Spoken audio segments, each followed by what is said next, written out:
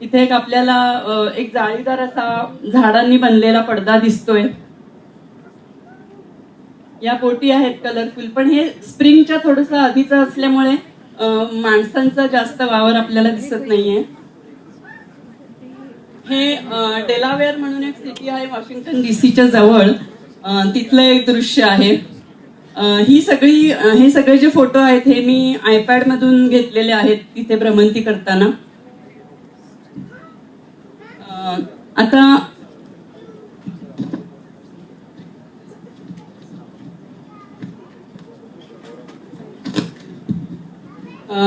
Canada गीज ही बदकं कॅनडातल्या -30 टेम्परेचरला कंटाळतात आणि comparatively उबदार प्रदेशाच्या शोधात वॉशिंग्टन डीसी परिसरात ते मायग्रेट होतात, अगदी शेकड्यांच्या झुंडीने. तिथे कॅनडात काय होतं, त्यांच्या उदरनिर्वाहाचीच पंचायत होते. त्यांना खायला प्यायला काही मिळत नाही, त्यामुळे ते स्थलांतर करून कॅनडातून वॉशिंग्टन डीसी परिसरात येतात. हे गीज दिवसभर गवताळ प्रदेशात कुरुकुरु चरतात आणि आपली पोटे भरतात. हे गीज अत्यंत धीट असतात, माणसांना अजिबात घाबरत नाहीत. आणि यांचं हॉंकिंग, म्हणजे याला ओरडण्याला हॉंकिंग म्हणतात, ते हॉंकिंग ऐकू यायला लागलं की सगळ्या जनतेला कळतं की चला बहुतेक आता यावर्षी एकदम थंडगार हिवाळ्याची चाहूल लागणार आहे. हे सगळे चरण्यात मग्न असलेले कॅनडा गीज आहेत. पाठीमागे जे दिसतंय ते मेट्रोचा परिसर आहे, मेट्रो रेल्वेचा.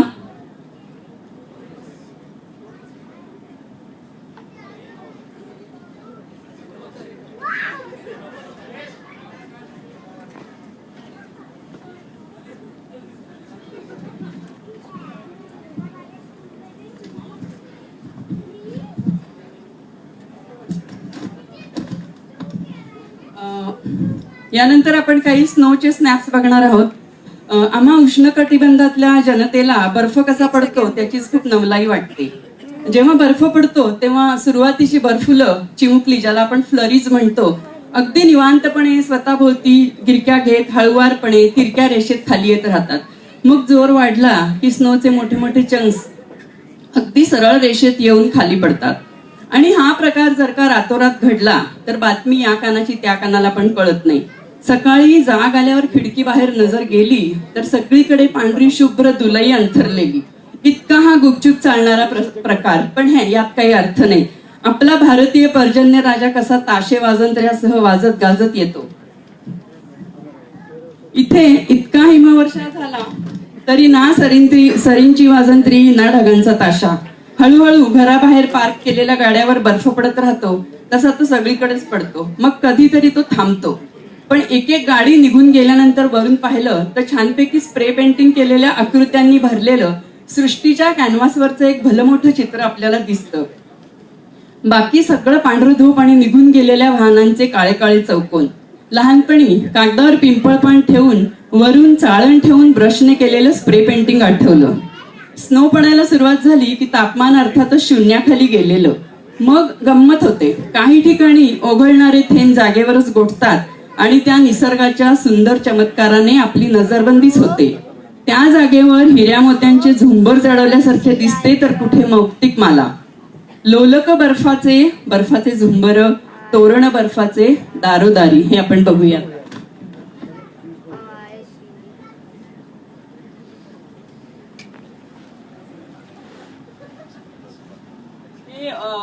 जे लोक गुगल वापरतात त्यांना माहिती असेल की हे जे बर्फ पडण्याचं जे दिसतंय तर ते तुमच्या फोटोचं गुगल ऑटो ऑसम मध्ये रूपांतरित करून ते चलचित्रासारखं गुगल दाखवतं तुम्हाला.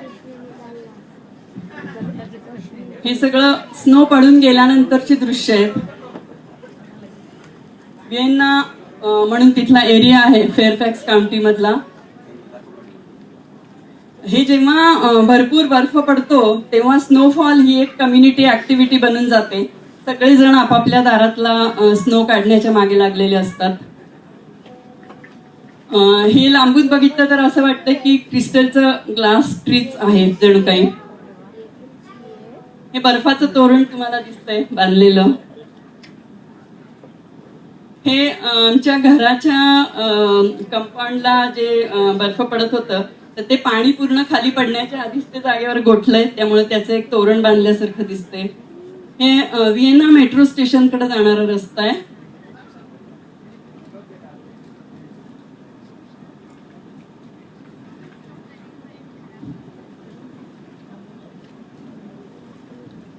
Circular shadow play on the snow clad road at night. हे बर्फ पडलाय आणि दिव्याचं प्रतिबिंब पडलंय त्याच्यावर.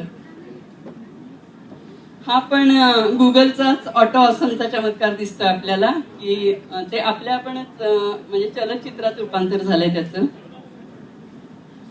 हे सगळं पूर्ण बर्फाने झाकलेली सृष्टी आहे. हे स्नो ब्लँकेट दिसतंय तुम्हाला सगळ्यांना. खालचं हेडिंग वाचू शकताय ना, do you find any snow in the balcony? You don't? Then see the next photo. हा बर्फ इतका इव्हनली पडलाय की तिथे काही आहे असं वाटत नाहीये. My footprints spoil the beauty of the snow carpet. आणि आता तुम्हाला कळतंय की इथे बर्फ पडलाय. Suddenly the sunlight transferred this plain snow blanket into a designer blanket with stripes. Sunlight पडल्यामुळे.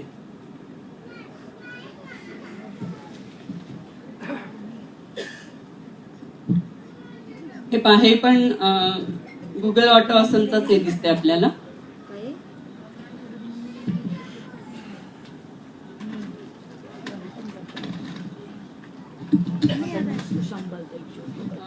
आता आपण अॅनापोलिस हे शहर बघूया. अॅनापोलिस हे शहर वॉशिंग्टन डीसीचं शेजारी शहर आहे आणि मेरीलँड या प्रांताची राजधानी आहे. समुद्र सपाटीपासून फक्त 50 फूट उंचीवरचं हे गाव रंगीबेरंगी निरुंद गल्ल्यांनी नटलेलं आहे. इथल्या रस्त्यावरून फिरताना तुम्हाला युनिफॉर्म मधल्या तरुणाईचं एक फ्रेश ताजतवानं असं दर्शन घडेल. हे सगळे कॅडेट्स जगप्रसिद्ध युनायटेड स्टेट्स नेव्हल अकॅडमीचे स्टुडंट्स आहेत. ही नेव्हल अकॅडमी जगातली 1 नंबरची अशी अकॅडमी आहे. सुंदर समुद्र किनारा लाभलेलं हे शहर एखाद्या परिकथेत शोभेल असं देखणं आहे. स्टेट हाऊस ही इमारत पण इथेच आहे. ती 17व्या शतकात बांधलेली आणि याचा जो डोम आहे तो एकही खिळा न वापरता बांधलेला आहे. आणि इथेच जगप्रसिद्ध पॅरिसचा तह म्हणजे ज्याला आपण ट्रीटी ऑफ पॅरिस म्हणतो ते आहे. ही मी माहिती आता सांगितली. आपण जस्ट पुढे पुढे जाऊया एक एक फोटो बघत. हे संपूर्ण अॅनापोलिस शहर आहे. हा आपल्याला समुद्र किनारा दिसतोय.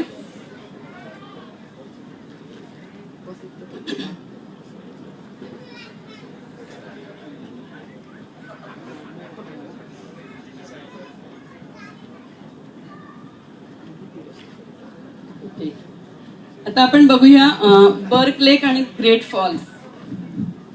बर्क लेक हे वॉशिंग्टन डीसीतल्या फेअरफॅक्स काउंटी मधलं एक विशाल असं तळ आहे. एरवी इथे फिशिंग चालतं आणि हे तळ म्हणजे फिशिंग साठीचा एक मोठा रिझर्वायर आहे. या पाण्याच्या साठ्याची फिशिंगसाठी अत्यंत निगुतीने वर्षभर काळजी घेतात. आम्ही बर्क लेकला जेव्हा भेट दिली तेव्हा मायनस तापमानामुळे हे संपूर्ण तळ गोठलेलं होतं. इतकं अद्भुत दृश्य आणि पाण्याचा इतका मोठा सरफेस गोठलेला पाहायची ही माझी पहिलीच वेळ होती.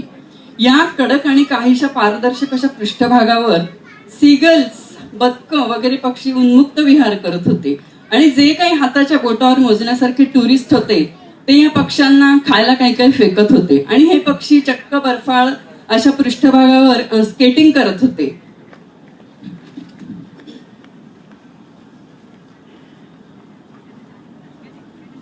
हे बर्क लेक आणि ग्रेट फॉल्स याची ही दृश्य आहेत. याच्यामध्ये नेहमी ऍडव्हेंचर स्पोर्ट्स चालू असतं. लोक राफ्टिंग, कॅनोईंग वगैरे हे सगळे स्पोर्ट्स चालतात. काही बर्ड वॉचर्स तिथे आलेले असतात. वाईल्ड लाईफचे सायंटिस्ट असतात. ते आपल्या कॅमेऱ्यामध्ये हे कैद करत असतात. हे जे सीगल्स आहेत हे या बर्फावर उभे आहेत. हे सगळं गोठलेलं तळ आहे. हे बर्क लेक व्हर्जिनिया ऑल फ्रोझन.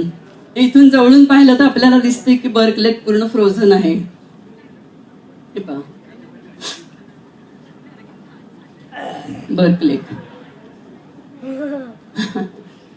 एक सायंटिस्ट बाई तिथे आलेल्या होत्या. त्यांचं हे कुत्र आहे ते त्यांनी बाबा गाडीतून आणलेलं होतं. त्याला हे छान गरम कपडे वगैरे घालून आणलेलं होतं.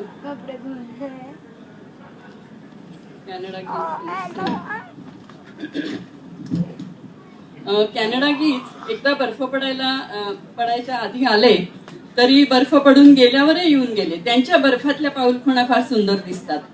तर एक सांगायची गंमत म्हणजे मी myboly.com नावाच्या एका मराठी वेबसाईटवर लिहित असते. तर जेव्हा मी या पक्ष्यांबद्दल लिहिलं आणि त्यांचे फोटो टाकले तेव्हा मला खाली खूप कसे तरी प्रतिसाद आले.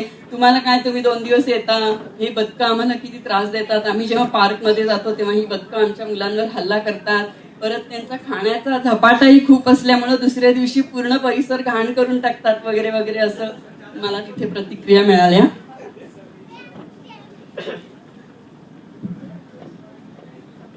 हे सगळे कॅनडाहून मायग्रेट होऊन आलेले कॅनडा गीज आहेत. ते दिसत आहेत आपल्याला.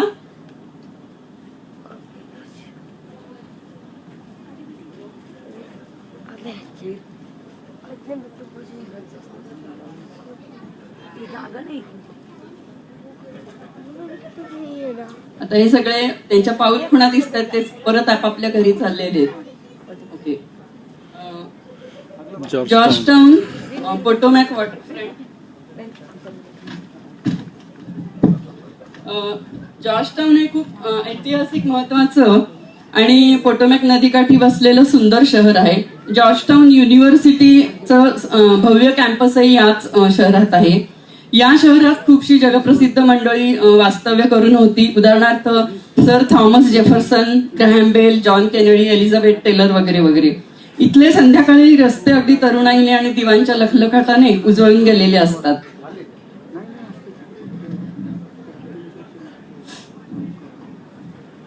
हे जॉर्जटाउन मधलं संध्याकाळचं दृश्य आहे. जेव्हा स्प्रिंग सुरू होतो तेव्हा साधारण अशी गर्दी दिसते आपल्याला.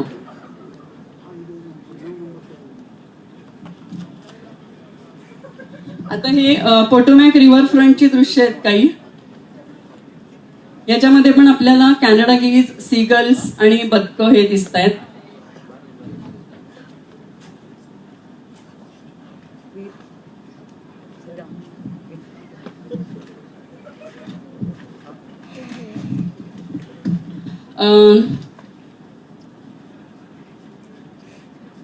चेरी ब्लॉसम फेस्टिवलचे फोटो आपण बघूया.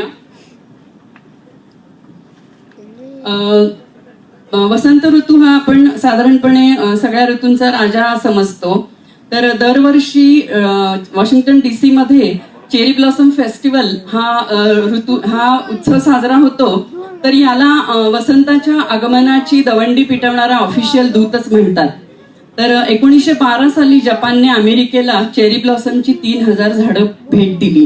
त्यानंतर ही झाडं जतन केली गेली आणि 1927 साली पहिला चेरी ब्लॉसम हा महोत्सव साजरा झाला. तो आजतागायत चालूच आहे. दोन्ही देशांची वैशिष्ट्ये दाखवणारे सांस्कृतिक कार्यक्रम, परेड, कधी सामूहिक योगासनं असे कार्यक्रम इथे चालतात आणि दरवर्षी या फेस्टिवलला लाखो लोक भेट देतात. या चेरी ब्लॉसमचा बहर हा अत्यंत नाजूक असतो. हा बहर कधी फुलणार याची भाकितं वर्तवली जातात आणि पर्यटकही हा संपूर्ण बहर अनुभवायला आतुर असतात. काठावर उभं राहून, पोटोमॅक नदीच्या काठावर उभं राहून जर का नदीपात्रात नजर टाकली तर ठिकठिकाणी गळून पडलेल्या बहराच्या गुलाबी अशा लाटा आपल्याला दिसतात. ही चेरी ब्लॉसमची फुलं आहेत. ती फुलल्यानंतर अशी दिसतात. आता आपण हे बघतोय की इथे पण आपल्याला 2-3 प्लास्टिकचे रिकामे हे दिसत आहेत, ते की जे टुरिस्ट लोकांनी पाण्यात टाकलेले आहेत. आणि या पिंक ब्लॉसम मुळे हे पूर्ण पोटोमॅक नदीचं कडेचं पाणी हे गुलाबी होऊन जातं. ही आपल्याला एक सर्वांना दिसत असेल गुलाबी रंगाची लाट या पाण्यात या बहराच्या गळलेल्या बहरामुळे दिसतीये.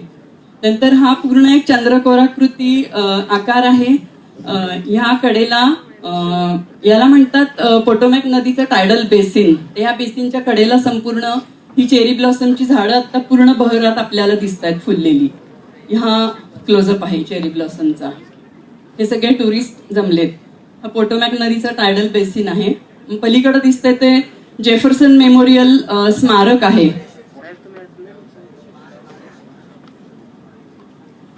हा सगळा गुलाबी रंगाचा बहर आपल्याला दिसतोय, हा चेरी ब्लॉसमचाच बहर आहे.